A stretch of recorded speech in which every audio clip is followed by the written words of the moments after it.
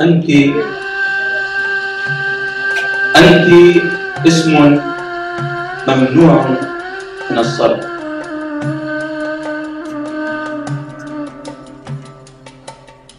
لماذا تشعرين بالضجر من حزني كأنه حكة طفحت على خدك في مكان عام؟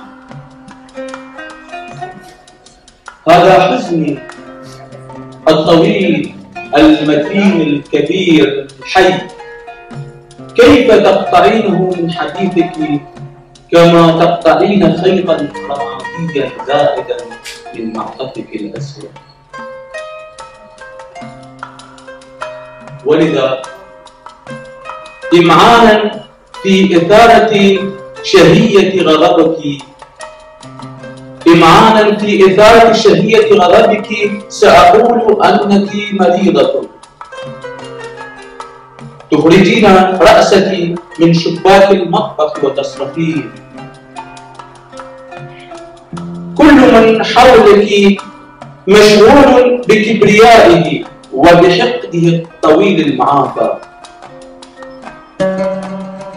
سأنادي باسمك وأمضي، لكنني سأضع قلبي مطبوخا بالبغل وعرق المانجا وزهرة النار المرة.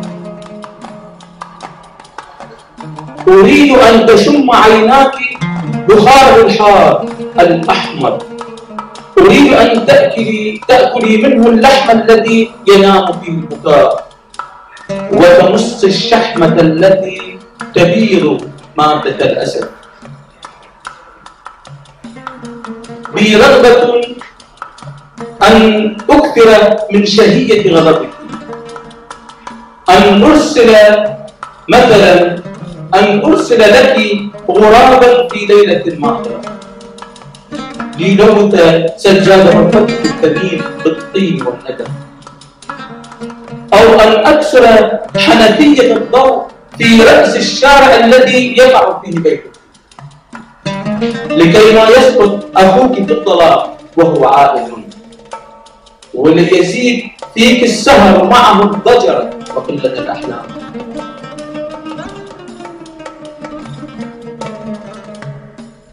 دونك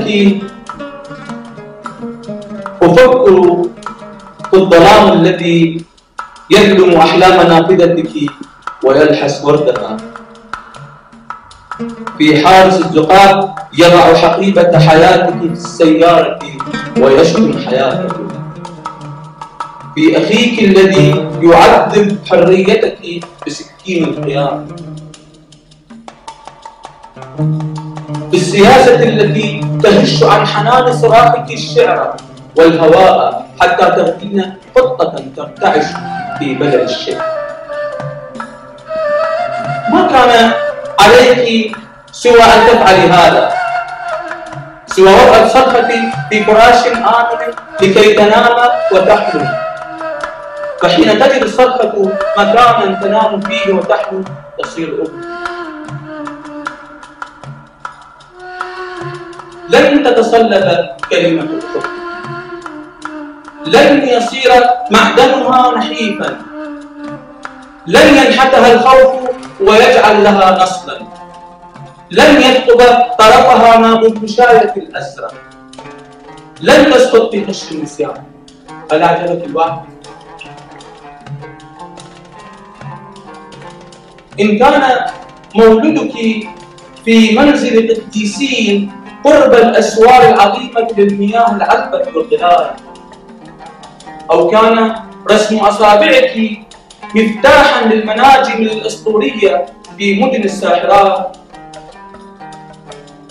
إن كنت البنت الأولى والأخيرة للسلطان الجبار صاحب الخراج الكثيرة من السحب والضياء، أو كنت الراقصة الوحيدة في عين الملك الوحيد ملك السفن العملاقة والغابات والبراكين، إن كانت كلمتك كلمة كاتب بلاغات الآدميين من أول لسان حتى آخر وداع قاله عاشق قبل أن يموت، أو قال لوحة ناشف سطوعا في مساء محاق اللواء القائلة وهو يدون العالم بهياء الحكام وأنياب الكبر. إن كان صوتك زهرة الصوت الموجودة من حنجرة الربيع الأول الموسيقى، أو كان صوتك هو زهرة الصوت المقبولة من حنجرة الربيع الأول الموسيقى، إن كنت ما كنت لكنك هنا في حياته شجرة برتقال يرفع عرشها كلام أخضر. كل يوم ينادي عند سمائك الفجر الفجر الفجر الفجر أيها الشجرة المباركة على مسارك. الفجر الفجر لي، الفجر لحجر الظلام وهو ينزل سائلا على جبيني وكتبي، على الشوارع، على ألسنة الناس حولي، من شرفتي عيني حتى أصابعي التي تمس ألما بمراكب. الفجر الفجر لي أيها الشجرة.